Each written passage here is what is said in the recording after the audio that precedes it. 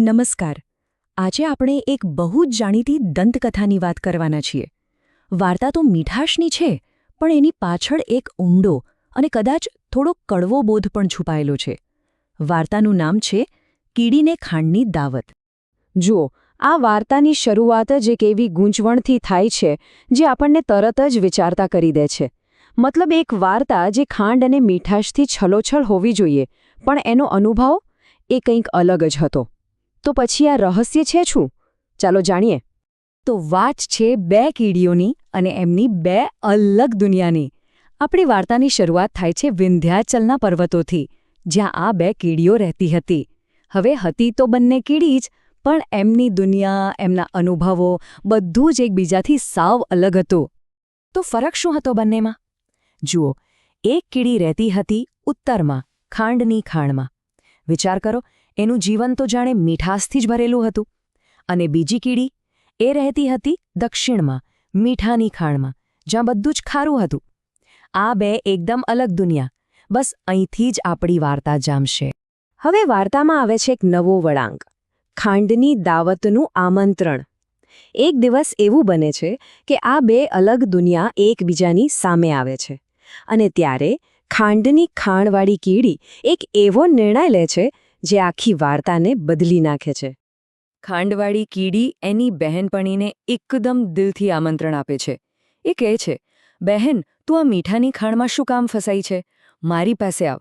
અહીં તો ચારે બાજુ ખાંડ જ ખાંડ છે. તારું મોં મીઠું કર અને તારું જીવન સફળ બનાવ. એટલે કે અહીં વાત ખાલી ખાવાની નથી, પણ પોતાની દુનિયાની જે મીઠાશ છે એ વહેંચીને એની જિંદગી સુધારવાની વાત છે. અને આમંત્રણ સ્વીકારાઈ ગયું. હવે આટલું સરસ આમંત્રણ મળે તો કોણ ના પાડે, ખરું ને? મીઠાની ખાણવાળી કીડીએ તરત જ હા પાડી દીધી. અને બીજા જ દિવસે વહેલી સવારે એ પૂરા ઉત્સાહ સાથે પોતાની બહેનપણીના ઘરે જવા નીકળી પડી. એના મનમાં એક નવા અને મીઠા અનુભવની આશા હતી. પણ જેવું વિચાર્યું હતું એવું કંઈ જ ન થયું. અહીંથી વાર્તામાં એકદમ નાટકીય વળાંક આવે છે. છેતરપિંડીનો આરોપ. મહેમાન કીડીનો જે અનુભવ હતો એ ખાંડવાળી કીડીના વચન સાથે બિલકુલ મેળ ખાતો નહોતો, અને એક મોટી ગેરસમજ ઊભી થઈ. અને આજ તો સૌથી મોટી નવાઈની વાત છે. મહેમાન કીડી આખો દિવસ ખાંડની ખાણમાં રહી.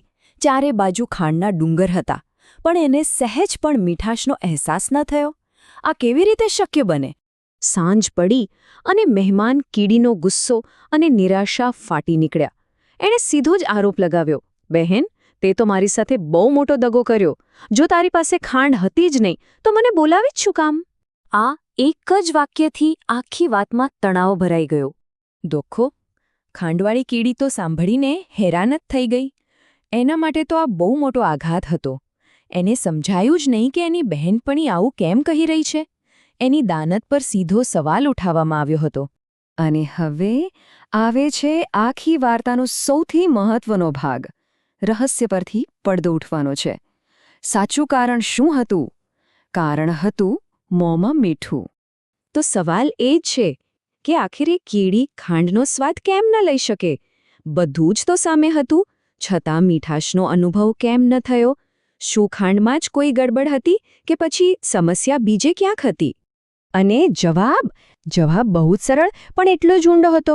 જુઓ, પહેલી વાત, કીડીના પોતાના મોંમાં જ મીઠાનો એક ગાંગડો હતો. એ પોતાની જૂની દુનિયામાંથી એને સાથે લઈને આવી હતી. હવે થયું એવું કે એ મીઠાના સ્વાદે બીજા કોઈ પણ સ્વાદને આવવા જ ન દીધો, અને એટલે જ ખાંડની જે અસલી મીઠાશ હતી એ એને અનુભવાઈ જ નહીં. સમસ્યા બહારની ખાંડમાં હતી જ નહીં, સમસ્યા તો કીડીની અંદર જ હતી. આજ તો વાર્તાનો સાર છે. આપણી અંદર જે હોય છે એ જ નક્કી કરે છે કે બહારની દુનિયા આપણને કેવી દેખાશે. તો ચાલો હવે વાત કરીએ આ વાર્તાના સાચા અર્થની. કારણ કે આ વાર્તા ખાલી બે કીડીઓની નથી. આનો એક બહુ જ ઊંડો અર્થ છે, જે આપણી માન્યતાઓ અને આપણી અંદરના અવરોધો વિશે આપણને ઘણું શીખવે છે. તો શું છે આ વાર્તાનો અસલી બોધ? આ વાર્તાનો બોધ એકદમ સ્પષ્ટ છે. જે લોકો પોતાની જૂની આદતો અને પોતાના પૂર્વગ્રહોને છોડતા નથી, જેઓ પોતાની અંદરની ખામીઓને દૂર નથી કરતા, તેઓ કૃપાની કે સારી તકોની એકદમ નજીક હોવા છતાં એનાથી વંચિત રહી જાય છે. પેલી કીડીના મોંમાં જે મીઠું હતું એ બીજું કાંઈ નહીં, પણ આપણી અંદર રહેલી આ જ બધી બાબતોનું પ્રતીક છે. અને અંતે આ વાર્તા આપણને બધાને એક સવાલ પૂછતી જાય છે. આપણા પોતાના જીવનમાં એવું કયું મીઠું છે જે આપણી પ્રગતિને રોકી રહ્યું છે? એવી કઈ આદત છે, કયો વિચાર છે, કયો પૂર્વગ્રહ છે, જેના કારણે આપણી આસપાસ રહેલી તકો અને સુંદરતાને આપણે જોઈ જ નથી શકતા? આ એક એવો સવાલ છે જેના પર દરેકે વિચાર કરવો જોઈએ.